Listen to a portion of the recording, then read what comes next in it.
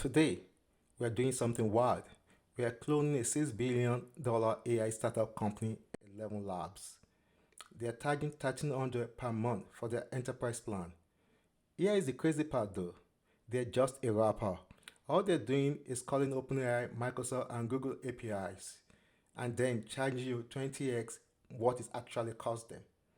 So the real cost is about $15 per million character, but they turn around and charge you $300 for the same thing. That's a 20x markup right there. What we're doing today is building the exact same thing, except we're doing it in hours instead of months. Why would this work? So companies like ElevenLabs start simple and got complex and expensive over time, which create this opening for a simpler alternative. Look at Calendly, right? It's a $1 billion company doing one thing that Microsoft look has had for decades. But the just see it simply and elegantly. That's exactly our play here. With text to speech and voice cloning, offering you 90% cheaper and building it fast with AI tools. The architecture. Let me show you this diagram so you see what I mean. On the left side, you got three boxes. That's it. The UI connects to App Engine. App Engine connects to external services like OpenAI, Microsoft, and Stripe, and you're done. On the right side, this is the traditional approach. And look at all those boxes. You got your API gateway, microservices, queue systems, multiple databases, security layer, container registry, backup systems, and a full DevOps pipeline with CI/CD and Kubernetes. We're talking dozens of systems you need to build, integrate, monitor, and maintain. And that's months and thousands in developer time right there. But with App Engine, this whole thing takes hours instead of months because the database, authentication, API gateway, caching, workflow, Stripe integration, and monitoring all pre-built for you. So as we're using App Engine, we're just going to focus on the UI part. We build it with Next.js for the front end, and then App Engine handles all the backend stuffs. App Engine also handles integration to OpenAI, Microsoft, and Google services. So we just need to add our API key, and we're good to go. So let's set up App Engine. So there are three things we need to set up here. First, we are creating a database collection for app-specific data. Second, we are adding API key for the third-party services like OpenAI, Google, and third, we're generating API key for our UI to connect to our App Engine. Let's create the collection. So we go to Studio Manager. Users, users and subscription already exist by default in App Engine. So we just need to create two collections for our app-specific stuffs. First one is the voice collection, and the schema is pretty simple. We got name, type, URL, audio, and user reference. The second one is the audio generation collection, and this one has text, voice ID, audio, URL, duration, character count, user reference, and timestamp. And that's it. No migration to write, no RRM to configure, no connections pulling to deal with. After you create the collections, to see how to connect to them, click on the Manage tab on the top right and click on API connection. This will show you exactly how to connect to the collection you just created. You can also use this to see how to connect to the pre-built collection like users and subscriptions. Let's connect external service to App Engine. Alright, now we need to connect OpenAI to App Engine. Go to Integration Config in Studio Manager, then create a new integration. Search for OpenAI or scroll until you see it. Click on it. Fill up the form, name your integration, paste in your API key. If you don't have an OpenAI account yet, just sign up for one real quick and grab your key. You can also set the default AI model to use here. Once you're done, save it and test, then click on test integration to make sure things are working. Generate an API key for the UI to connect to App Engine. We need to generate an API key so our Next.js UI can connect to App Engine. Go to Key Manager in App Engine and generate a new key. Keep this handy because we need it when we're building the UI. So now let's build the UI with Vibe Studio. Let's head over to Vibe Studio and start building the UI. If you still have your sign up welcome page open, you can just click on continue to Vibe Studio.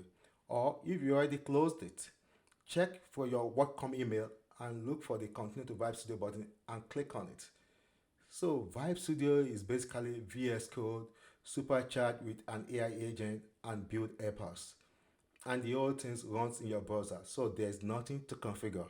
For this build, I'm using Cloud Opus, and I'm also changing the browser settings to show a bigger browser window.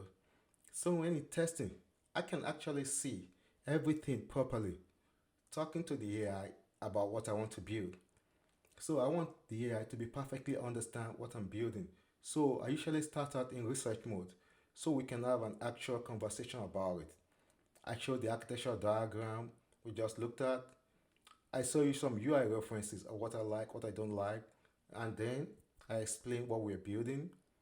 Text to speech platform with voice cloning, using AppMint at the backend, connecting to multiple voice providers, and Stripe for payment. So the AI start asking me questions like, what about authentication? Well, that's pre-built in AppMint. Voice storage, that's S3 through App Engine. Rate limiting, that's pre-built in API Gateway. After about 10 minutes of this back and forth, the AI tells me it got everything it needs and it's going to create a project plan and tracker for us. The plan gets generated with all the UI components, all the integration we need, the deployment steps, and it creates this tracker with checkboxes so we can actually follow along as it builds each feature. Alright, we switch from research mode to build mode and let the AI cook. Now the AI is just cooking right now and it's testing itself as it goes along, which is cool. Something breaks, it stops, figures it out, or tries something else until it works. Alright, the base UI is ready. It's probably ready to test. Let me check this out. This looks clean. Yeah. Paste some tests here. Welcome to Sound Lab. Yeah. However, with the way scoring rates have picked up in the NBA in recent seasons, given the evolution of the pace and space principles that Mike D'Antoni was trying to teach us all about 2 decades ago, that approximately 4.5 years pace has picked up. This sounds good. I like it.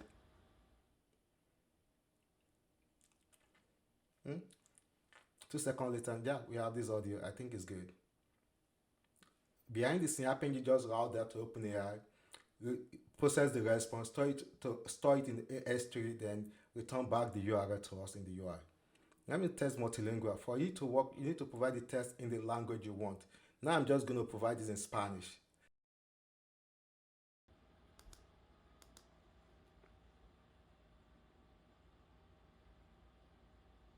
Sin embargo, con la forma en que las tasas de anotación han aumentado en la NBA en las últimas temporadas, dada la evolución de los principios de ritmo y espacio que Mike D'Antoni estaba tratando de enseñarnos a todos hace unas 2 décadas, ese ritmo de aproximadamente 4 años y medio se ha acelerado. Yeah, it's working perfectly. The waveform is also animating and we have a download button.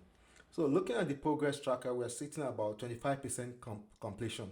Next step will be adding voice cloning with the UI, but we're going to stop here for this video. But because this is already getting too long. What's coming next? In the follow-up video, we'll complete the whole system. We have the user account management using AppMint pre-built blocks. We'll finish up the voice cloning feature, add more voice provider options so we don't get stuck with one voice provider, and then we'll do the final production deployment. Key takeaway, just look at what we have accomplished here. We went from absolute zero to a working voice AI platform in about an hour of actual work.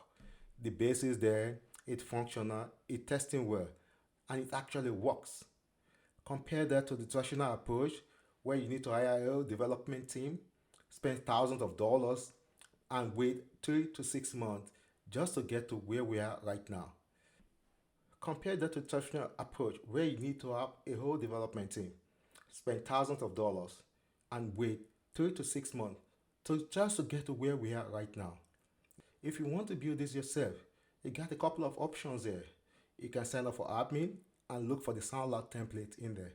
Or you can grab it directly from my GitHub repo. And I'll put that link down in the description below. Everything we built today will be in there, ready for you to clone and deploy. And if you need help getting it set up or you want to customize it for own specific use case, just reach out to me. I do consultation and I can help you get this running. I'll be releasing the follow-up video with all the additional features soon. So make sure you subscribe so you don't miss it. Build with AppMint, deploy in hours, not months.